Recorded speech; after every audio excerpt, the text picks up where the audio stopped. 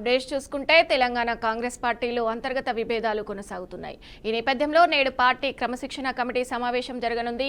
క్రమశిక్షణ committee chairman Mallu Ravi అధ్యక్షన ఈ భేటీ జరుగుతుంది. అయితే ఇటీవల కాలంలో పార్టీలో వరుసగా అంతర్గత కలహాలు చోటు చేసుకోవడం, కొందరు నేతల వ్యాఖ్యలు వివాదాస్పదంగా మారడం వంటి పరిణామాలపై ఈ భేటీలో ప్రధానంగా చర్చించనున్నారు. ముఖ్యంగా సీఎం రేవంత్ రెడ్డిపై కోమటిరెడ్డి రాజగోపాల్ రెడ్డి చేసిన వ్యాఖ్యలతో పాటు ఉమ్మడి వరంగల్ జిల్లాలోని కాంగ్రెస్ పార్టీ ఎమ్మెల్యేలపై కొండా మురళి చేసిన కామెంట్స్ తో ఒక్కసారిగా హస్తం పార్టీలో అంతర్గత విభేదాలు బగ్గుమన్నాయి. ఇక కొండా మురళి రాజగోపాల్ రెడ్డి వ్యవహారంపై ఈ సమావేశంలో ఏ విధమైన నిర్ణయాలు తీసుకోబోతున్నారన్న అంశంపై రాజకీయ వర్గాల్లో ఆసక్తి నెలకొంది.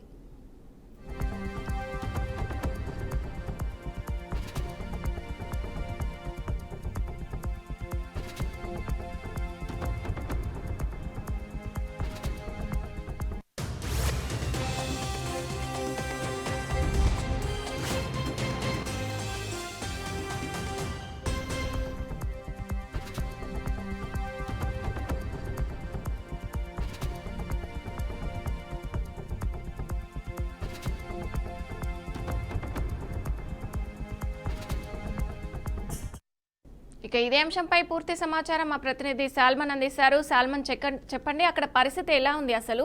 అంటే మీటింగ్ అసలు ఎప్పుడు స్టార్ట్ కాబోతుంది? థ్యాంక్ యూ విజయ.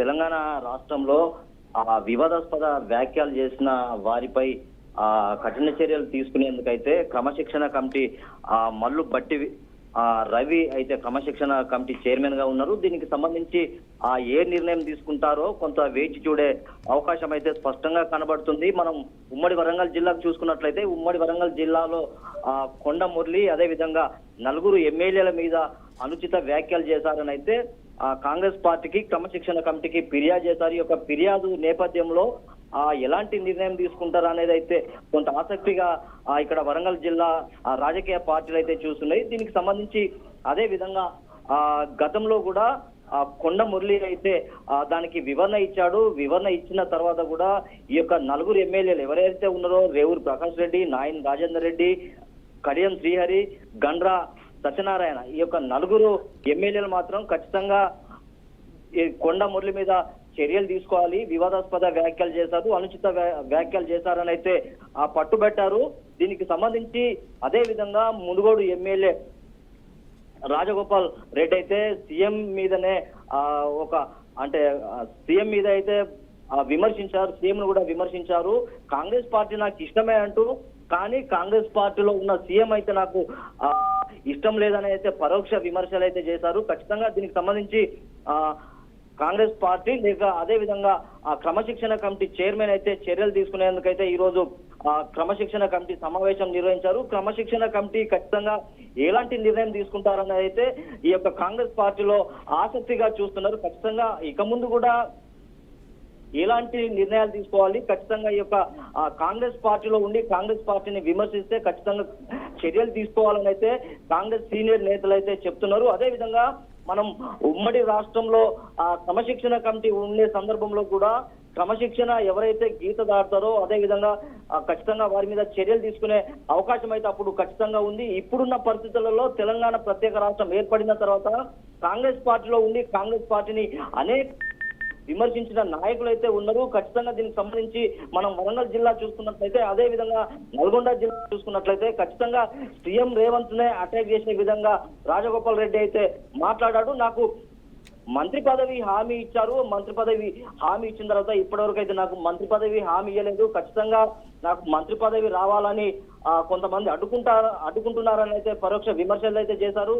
ఖచ్చితంగా ఈ యొక్క క్రమశిక్షణ కమిటీ ఏ నిర్ణయం తీసుకున్నా ఖచ్చితంగా వీరు దానికి కట్టుబడి ఉండాలి. కాంగ్రెస్ పార్టీలో ఉండి కాంగ్రెస్ నాయకులను కాంగ్రెస్ పార్టీని విమర్శించే ఎంత పెద్ద నాయకుడినైనా ఖచ్చితంగా చర్యలు తీసుకునే అవకాశం అయితే స్పష్టంగా కనబడుతుంది. విజయ, సల్మాన్ చూసుకున్నట్టయితే కాంగ్రెస్ పార్టీలో మొదటి నుంచి కూడా అంతర్గత విభేదాలు తలెత్తుతూనే ఉన్నాయి. రీసెంట్ గా చూసుకున్నట్టయితే కోమటిరెడ్డి రాజగోపాల్ రెడ్డి కూడా కొన్ని వ్యాఖ్యలు చేయడం జరిగింది. ఈ విధంగా చూసుకున్నట్టయితే కాంగ్రెస్ పార్టీలో అసంతృప్తిగా ఉన్నారనే చూడొచ్చు అంటారా? ఏమంటారు మీరు దీని గురించి? ఖచ్చితంగా అంటే ఎన్నికలకు ముందైతే బీజేపీలో ఉన్న రాజగోపాల్ రెడ్డి కాంగ్రెస్ పార్టీలో చేరిన తర్వాత నాకు మంత్రి పదవి ఇస్తేనే నేను చేరుతాను, అదే విధంగా నల్గొండ జిల్లాకు సంబంధించిన కొంతమంది ఎమ్మెల్యేలను కూడా నేను గెలిపించుకునే సత్తా నాకు ఉందంటూ మళ్ళీ తిరిగి కాంగ్రెస్ గూటికి అయితే చేరారు.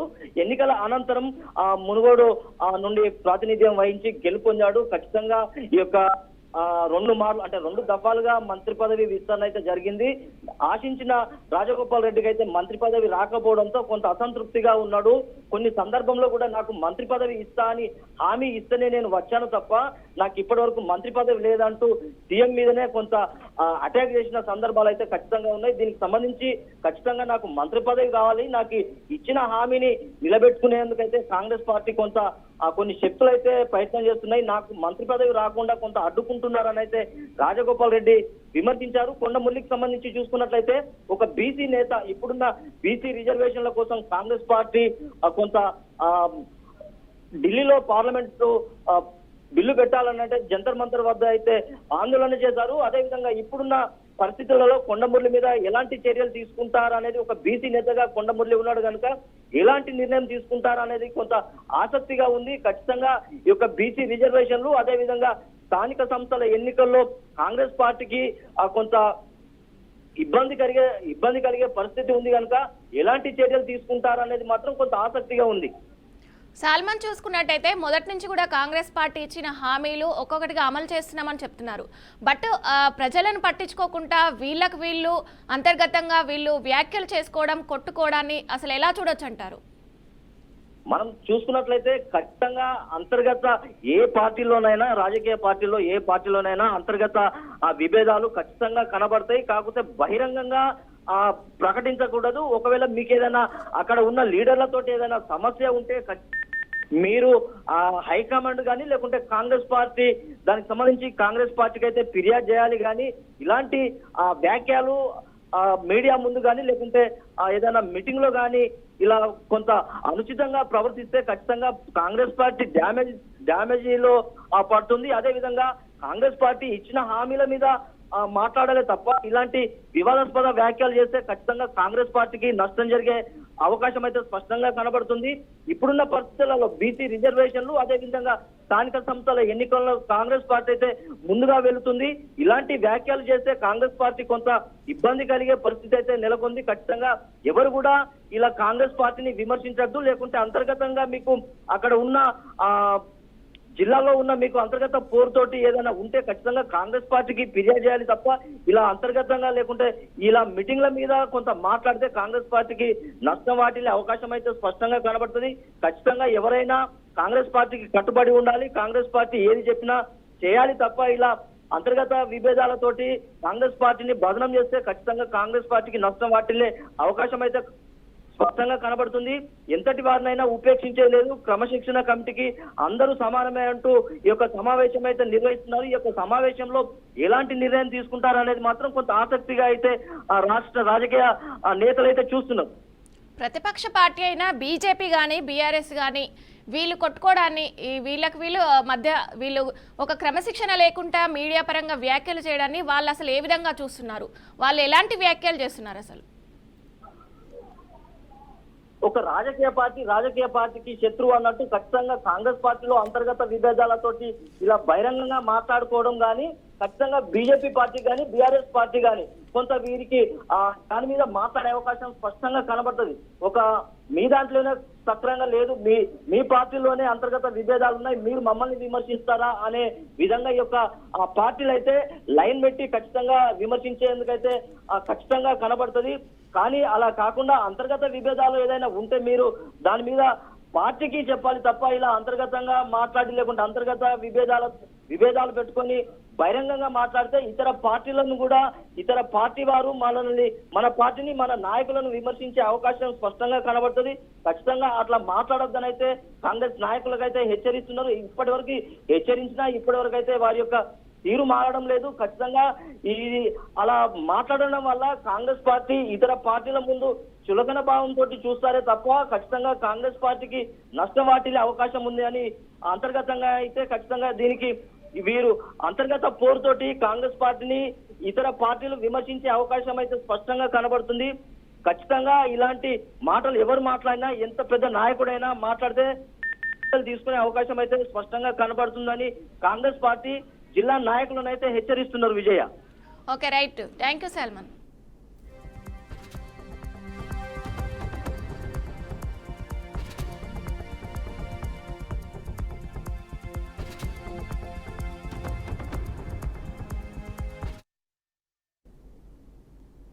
తెలుగు ఫిలిం ఫెడరేషన్ కార్మికులు తమ వేతనాలు పారితోషికాలు 30% పెంచాలని డిమాండ్ చేస్తూ సమ్మెను కొనసాగిస్తున్నారు. ఈ ఆకస్మిక నిర్ణయం కారణంగా టాలీవుడ్లోని అన్ని షూటింగ్స్ ఒక్కసారిగా ఆగిపోవడంతో పరిశ్రమ మొత్తం స్తంభించిపోయింది. ఇతర భాషా ఫిలిం ఇండస్ట్రీలతో పోలిస్తే ఇప్పటికే తెలుగు సినిమా కార్మికుల వేతనాలు ఎక్కువగా ఉన్నాయంటూ కొందరు నిర్మాతలు ఈ సమ్మెకు వ్యతిరేకంగా స్పందించగా గత 3 ఏళ్లుగా వేతనాలలో పెంపు లేనందున ఈ డిమాండ్ సమంజసమేనని పలువురు అభిప్రాయపడుతున్నారు. అయితే ఒకేసారి 30% పెంపు కష్టమని నిర్మాతల వర్గం స్పష్టం చేసింది. సినీ కార్మికుల వేతనాల పెంపుపై నిర్మాతలతో జరిగిన కార్మికుల చర్చలు విఫలమయ్యాయి. నిర్మాతలు ప్రకటించిన పర్సంటేజీ విధానం తమకు ఆమోదయోగ్యంగా లేదని కార్మికులు తెలిపారు.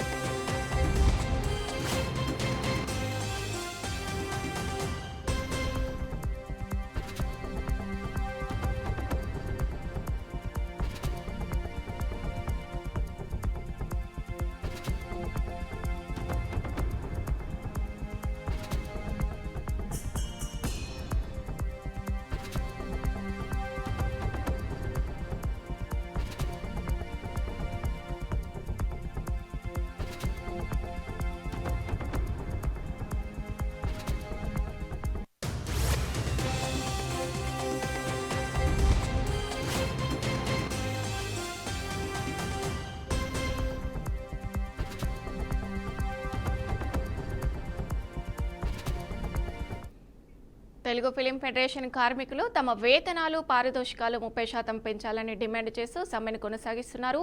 ఈ ఆకస్మిక నిర్ణయం కారణంగా టాలీవుడ్లోని అన్ని షూటింగ్స్ ఒక్కసారిగా ఆగిపోవడంతో పరిశ్రమ మొత్తం స్తంభించిపోయింది. ఇతర భాషా ఫిలిం ఇండస్ట్రీలతో పోలిస్తే ఇప్పటికే తెలుగు సినీ కార్మికుల వేతనాలు ఎక్కువగా ఉన్నాయంటూ కొందరు నిర్మాతలు ఈ సమ్మెకు వ్యతిరేకంగా స్పందించగా గత 3 ఏళ్లుగా వేతనాలలో పెంపు లేనందున ఈ డిమాండ్ సమంజసమేనని పలువురు అభిప్రాయపడుతున్నారు. అయితే ఒకేసారి 30% పెంపు కష్టమని నిర్మాతల వర్గం స్పష్టం చేసింది. సినీ కార్మికుల వేతనాల పెంపుపై నిర్మాతలతో జరిగిన కార్మికుల చర్చలు విఫలమయ్యాయి. నిర్మాతలు ప్రకటించిన పర్సంటేజ్ విధానం తమకు ఆమోదయోగ్యంగా లేదని కార్మికులు తెలిపారు. ఇక ఇదే విషయంపై మరింత సమాచారం మా ప్రతినిధి ఉమామహేశ్వరి అందిస్తారు. ఉమా, చెప్పండి. ఇంకా పొలిటికల్ సినీ కార్మికుల సంఘాల వివాదం మనం చూసుకుంటే వేతనాలు ఒకేసారి 30% పెంచడం వల్ల షూటింగ్ హాజరు కాకపోవడం వల్ల చాలా ఇబ్బంది పడుతున్నారు ప్రొడ్యూసర్స్. ఇదే విధంగా మనం కంపేర్ చేసుకుంటే తమిళ మలయాళం వాళ్ళతో కంపేర్ చేసుకుంటే ఇప్పటికే తెలుగులో ఉండే వాళ్ళకి మనం ఎక్కువ అమౌంట్ ఇస్తున్నారు. అదే చెప్తున్నారు నిర్మాతలు కూడా. సో పర్సంటేజ్ పెంచడానికి 3 years అయింది. 5 కాకపోతే 30% ఒకటే అనే ఒకేసారి 30% అంటే మాకు ఇప్పటికే చాలా ఎక్కువ అవుతుంది. మేము ఇంకా పెంచితే ఇంకా మాకు ఇబ్బంది అవుతుంది అని చెప్పేసి మాట్లాడుతున్నారు. సో నిర్మాతలు పర్సంటేజ్ మేము ఒప్పుకోలేదు. సో దీనికి పరంగా కాకుండా పర్సంటేజ్ పరంగా కూడా మాట్లాడడం జరిగింది. బట్ పర్సంటేజ్ అనేది మేము ఒప్పుకోవట్లేదు అని చెప్పేసి చెప్పారు. బట్ అనిల్ గారు ఎవరైతే ఇది చేస్తున్నారో వాళ్ళు నిర్మాత ఫెడరేషన్ సంబంధించిన యూనియన్స్ వారు మాత్రం దీనికి ఒప్పుకోవట్లేదు. అదే నిన్న మాట్లాడుతూ అన్నపూర్ణ 7 acres వద్ద నిరసన మేము చేస్తాము, దీనికి ఎలాంటి పరిస్థితుల్లో మేము ఒప్పుకోము, ఛాంబర్ ద్వారానే ముందుకెళ్తాము, PPCBA నోటీసులపై లీగల్ గా ముందుకెళ్తాము అని చెప్పేసి మాట్లాడడం జరిగింది. సో టీజీ విశ్వప్రసాద్ గారు యాక్చువల్ ఇంకా సుమారు లేదని అనే చెప్పాలి. మా వర్షన్ ప్రొడ్యూసర్స్ పెట్టి డబ్బులే తప్ప మాకు వచ్చే లాభాలు తక్కువగా ఉన్నాయి. సో మేము ఎక్కువ కాల్షీట్స్ కి ఎక్కువ డబ్బులు ఇస్తున్నాము. ఇంకా ఇలాంటి పరిస్థితుల్లో కార్డ్స్ తీసేస్తే ఇంకా ఈజీ ఉంటుంది. కార్డ్స్ తీసేస్తే మేము వేరే వాళ్ళకి తీసుకొచ్చి వర్క్ చేయించుకుంటాము. ఎక్కడ లేని పరంగా మేము తెలుగులో ఎక్కువ ఇస్తున్నాము. అండ్ క్వాలిటీ కూడా లేదు కదా, మేము తీసే పెద్ద సినిమాలు లేవు, క్వాలిటీ లేవు అని చెప్పేసి చెప్తున్నారు. చిరంజీవి గారు దాకా తీసుకెళ్లారు. బట్ చిరంజీవి గారు నా దగ్గరికి ఎలాంటి ఇది రాలేదు, నేను ఒక పర్సన్ గా నేను చెప్పడానికి లేదు, దీనికి ఒక ఇది ఉంది, ఛాంబర్ ఉంది, దాంట్లోనే మాట్లాడాలి అని చెప్పేసి మనం చూస్తే మెగాస్టార్ చిరంజీవి గారు కూడా ట్వీట్ చేయడం జరిగింది. అంటే ఇది ఒక పర్సన్ వాళ్ళలో చిరంజీవి గారు, బాలకృష్ణ గారు ఒక పర్సన్ తో మాట్లాడే ఇష్యూ కాదు. సో ఛాంబర్ దీనికంటే ఒక కమిటీ ఉంది, ఛాంబర్ పర్సన్స్ ఉన్నారు. బట్ వీరిద్దరి మధ్య సయోగ అనేది ఇక్కడ రావాల్సింది. ఇప్పుడు దీని వలన టీజీ విశ్వప్రసాద్ గారు మాట్లాడిన మాటల వలన ఇప్పుడు కార్మికులు చేస్తున్న డిమాండ్ ఏంటంటే ప్రీవియస్ మీడియా టీజీ విశ్వప్రసాద్ గారు మాకు 90 లక్షలు చెల్లించాలి, లేదు అంటే మేము వాళ్ళ ఇంటిని ముట్టడిస్తాము, మేము ఇదే విధంగా చెయ్యము, ముందుకెళ్ళాము అని చెప్పేసి చెప్పడం జరిగింది. ఉమా, చూసుకున్నట్టయితే ఇది సినీ ఇండస్ట్రీపై పెద్ద దెబ్బ పడే అవకాశం ఉంది. ఎందుకంటే భారీ నష్టం వాటిలో అవకాశం ఉంది. ఎందుకంటే టైం పరంగా కానీ అటు ఈ వేతనాల గురించి ఏవైతే వీళ్ళు బంద్ చేశారో, సో సినీ ఇండస్ట్రీ చాలా నష్టపోయే అవకాశం ఉంది. అసలు ఏమంటారు దీని గురించి? అవును విజయ్, ఇప్పటికే దీని మీద చాలా నష్టం జరుగుతుంది. ఎందుకంటే చిన్న సినిమాలు ఇప్పుడు సినిమాకి వాళ్ళు తీసుకున్న డేట్స్, ఎవరైతే ఆర్టిస్టులు మనం కొన్ని డేట్స్ వాళ్ళు ఇవ్వడమే చాలా కష్టంగా ఉంటుంది. ఎందుకంటే వాళ్ళు 4-5 సినిమాలు ఒప్పుకున్నప్పుడు ఒక సినిమాకి కొన్ని డేట్స్, ఒక సినిమాకి కొన్ని డేట్స్ అని ఇవ్వడం జరుగుతుంది. సో ఇప్పుడు ప్రొడ్యూసర్ దీని వల్ల పూర్తిగా మునిగిపోయే నష్టం అవుతుంది. ఎందుకంటే ఇప్పుడు మళ్ళీ వాళ్ళు చేసినా చేయకపోయినా shooting compulsory producer date book చేసుకున్నప్పుడు వాళ్ళకి అమౌంట్ పే చేయాల్సి ఉంటుంది విజయ. ఇప్పుడు వీళ్ళకి అమౌంట్ పే చేయాల్సి ఉంటుంది, ఒక పక్కన షూటింగ్ జరుగుతూ మళ్ళీ వాళ్ళ దగ్గర మళ్ళీ రీడేట్స్ అనేది ఎప్పుడు దొరుకుతాయో తెలియదు. ప్రొడ్యూసర్ అగమ్య కోసిన పరిస్థితిలో ఉన్నారని చెప్పొచ్చు. ఉమా, చూసుకున్నట్టయితే ఇప్పుడు వీళ్ళు వేతనాల విషయంలో ఒక్కొక్కసారి కార్మికులకి కొన్ని సందర్భాలలో వేతనాలు ఇవ్వకుండా కూడా ముందుకు వెళ్లే సందర్భాలు ఉన్నాయి. సో వీళ్ళు ఇప్పుడు కార్మికులు ఏదైతే ఉందో ఈ 30% పెంచాలని డిమాండ్ చేయడం అసలు సమంజసం అంటారా? మీ విశ్లేషణ ఏంటి? యాజ్ ఏ జర్నలిస్ట్ గా మనం ప్రతి చోట పెంచుతారు, చాలా మంది ప్రొడ్యూసర్లు చెప్పడం జరిగింది, అన్ని ఇండస్ట్రీస్ లో పెంచుతారు. కానీ ఇప్పటితో కంపేర్ చేస్తే మన దగ్గర పరాయి భాష వాళ్ళు చాలా ఎందుకు వస్తున్నారు అంటే వాళ్ళకన్నా మనం ఎప్పుడు ఎక్కువ డబ్బులు అనేది మనం పే చేస్తాము. ఈ సీరియల్స్ అయినా సినిమాలు అయినా సరే సౌత్ లో తెలుగులో ఇచ్చినంత అమౌంట్ మలయాళం కానీ తమిళ్ కానీ వాళ్ళు ఎవరు ఇవ్వరు. సో మనకి ఇచ్చినంత ఫెసిలిటీస్ కూడా వాళ్ళు ఎవరు ఇవ్వరు. సో దాంతో కంపేర్ చేస్తే ఎప్పుడు తెలుగు ఇండస్ట్రీ ప్రొడ్యూసర్స్ బడ్జెట్ ఎక్కువే పెడుతూ ఉంటారు. సో ఇట్లాంటి టైంలో ఒకేసారి 30% అంటే వాళ్ళకి ఎంత ఒక 1000 రూపాయలు ఇవ్వాల్సిన వాళ్ళకి 30% అంటే మీరే చూసుకోవచ్చు, 3 times ఎక్కువ. ఒకేసారి అంత అమౌంట్ పే చేస్తే ఇక మిగతా వాళ్ళకి ఇంకెంత హై క్లాస్ వాళ్ళకి ఇంకెంత పెరుగుతుంది. దానివల్ల ప్రొడ్యూసర్ మీద ఒకేసారి భారం అవ్వడం తప్ప ఇప్పటికి ఆడే సినిమాలు మన ఓటీటీ రావడం వల్ల ఇప్పటికే చాలా తక్కువ సక్సెస్ రేట్ అయింది. ఇలాంటి టైంలో వీళ్ళు ఇంత డిమాండ్ చేయడం వల్ల ప్రొడ్యూసర్ కి లాభం పక్కన పెడితే వాళ్ళకి వచ్చే డబ్బులు కూడా రిటర్న్ రాని పరిస్థితిలో ఉన్నాయి. ఉమా, చూసుకున్నట్టయితే అటు ఫిలిం ఛాంబర్ పెద్దలు కానీ చిరంజీవి కానీ దీనిపై ఎవరైనా మాట్లాడారా? అంటే ఇది అసలు ఎప్పుడు కొలిక్కొచ్చే అవకాశం ఉందంటారు ఈ ఇష్యూ? చిరంజీవి గారి దగ్గరికి వెళ్ళారని మాట్లాడారని తను ఏదో చెప్తే ఒప్పుకున్నారు అని చెప్పేసి బయట రూమర్స్ రావడము, ఇట్లా ఇదంతా కరెక్ట్ కాదు అని చెప్పేసి చిరంజీవి గారు డైరెక్ట్ తన ట్విట్టర్ లో పోస్ట్ చేశారు. దీనికి సంబంధించి ఒక యూనిటీ ఉంది, అది ఇండివిజువల్ పర్సన్ తీసుకునే డెసిషన్ కాదు, ఒక కమిటీ ఉంది, ఆ కమిటీ ద్వారానే ఎవరైనా వెళ్తారు అని చెప్పేసి చిరంజీవి గారు కూడా క్లియర్ గా చెప్పారు. ఆ తర్వాత బాలకృష్ణ గారు ఎవరైనా సరే ఒక్కొక్క పర్సన్ ఇండివిజువల్ ఇది తీసుకోవడానికి లేదు. ఎందుకంటే ఇది ప్రొడ్యూసర్ కి అక్కడ చేసే ఎంప్లాయీస్ మధ్య ఇష్యూ. సో ఈ హీరో చేసినా ఇంకో హీరో చేసినా ఒక హీరో చెప్తే సరిపోతుందా, ఇంకో హీరో సరిపోతుందా, లేదా పెద్ద డైరెక్టర్ దాంట్లో వచ్చి రాజమౌళి దాంట్లో వచ్చి చెప్తే సరిపోతుందా అంటే అది అవ్వదు. సో వీళ్ళు ప్రొడ్యూసర్స్ రోజు వర్క్ చేసే ఎంప్లాయీస్ మధ్యనే సయోధ్య అనేది కుదరదు. ఓకే, రైట్, థ్యాంక్ యూ అమ్మా.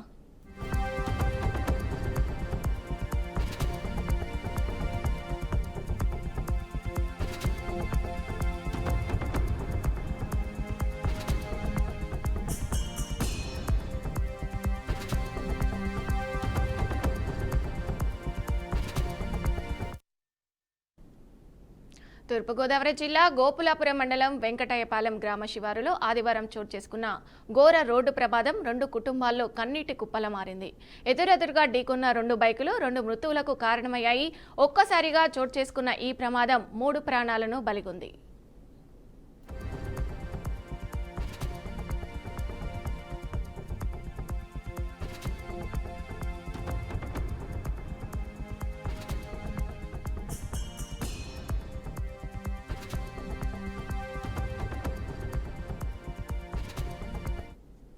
తాళ్లపూడి మండలం పెద్దవానికి చెందిన గుడ్నెంపల్లి వీర వెంకటమణి శంకరం దేవరపల్లి మండలం యాదవోలు గ్రామానికి వెళుతూ బాబాయి కుమార్తెల దగ్గర రాఖీ కట్టించుకునేందుకు ద్విచక్ర వాహనంపై ప్రయాణిస్తుండగా అదే సమయంలో వాదాలకుంటకు చెందిన మారపట్ల సువర్ణరాజు తాళ్లపూడి మండలం బుల్లిపాడులో ఓ వివాహానికి బయలుదేరాడు.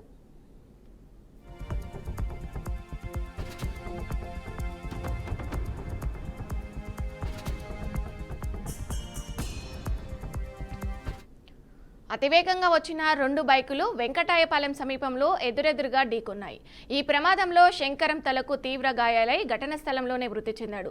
తీవ్రంగా గాయపడిన సువర్ణరాజును రాజమహేంద్రవరంలోని ప్రైవేట్ ఆసుపత్రికి తరలించగా చికిత్స పొందుతూ అక్కడే మృతి చెందాడు.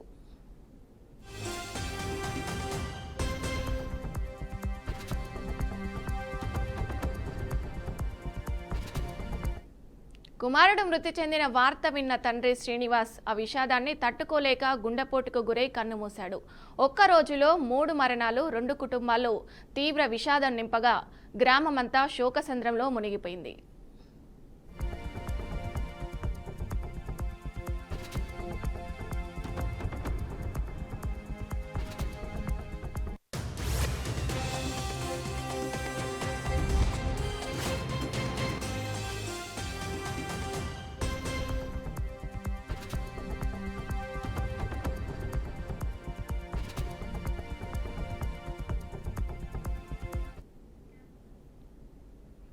తెలుగు రాష్ట్రాలతో పాటు కర్ణాటక, మహారాష్ట్రలో భారీ నుంచి అతి భారీ వర్షాలు కురుస్తున్నాయి. దీంతో తెలంగాణలోని కృష్ణా, గోదావరి నదులు ఉప్పొంగి ప్రవహిస్తున్నాయి.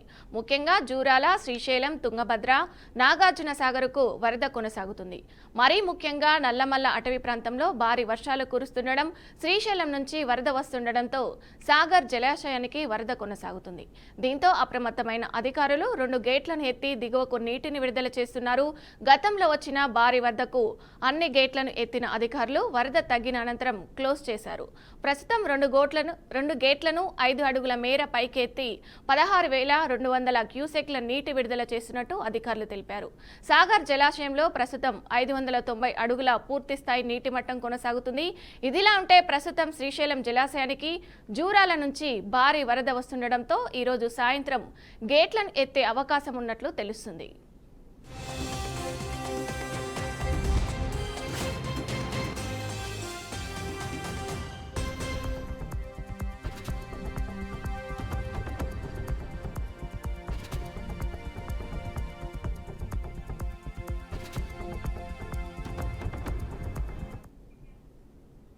గోపులాపురం నియోజకవర్గంలో వైసీపీ నాయకులు శవ రాజకీయాలు చేస్తే చూస్తూ ఊరుకోమని తాట తీస్తామని ఎమ్మెల్యే మద్దిపాటి వెంకటరాజు హెచ్చరించారు.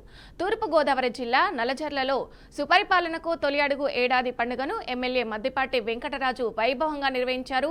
ప్రచాద రథాలు, ప్రత్యేకంగా అలంకరించిన ట్రాక్టర్లు, సాంస్కృతిక నృత్యాలు, తీన్మారు డప్పులతో తెలుగు తమ్ముళ్ల కోలాహలంతో ర్యాలీ చేశారు.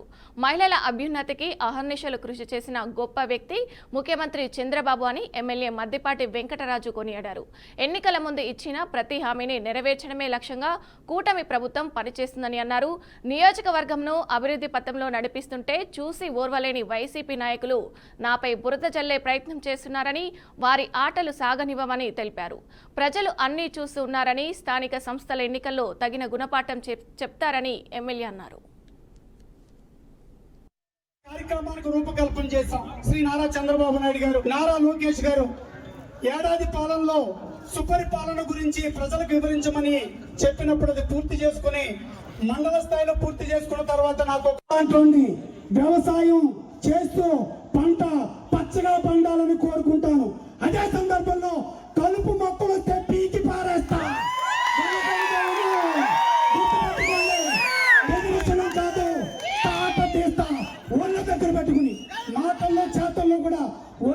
కట్టుకోమని చెబుతూ ఈ మధ్య కాలంలో ఒక నినాదం మొదలుపెట్టారు. జగన్మోహన్ రెడ్డి గారికి రక్షణ కావాలంట. నేను ఒక స్టోరీ చెప్తా. మా ఊర్లో ఒకడు ఉన్నాడు, సొంత బాబాయిని గుడ్డలతో చంపేశాడు, తల్లిని తరిమేశాడు, చెల్లిని బయట గెంటేశాడు, ఆల్రెడీ జైలుకి వెళ్ళి వచ్చాడు.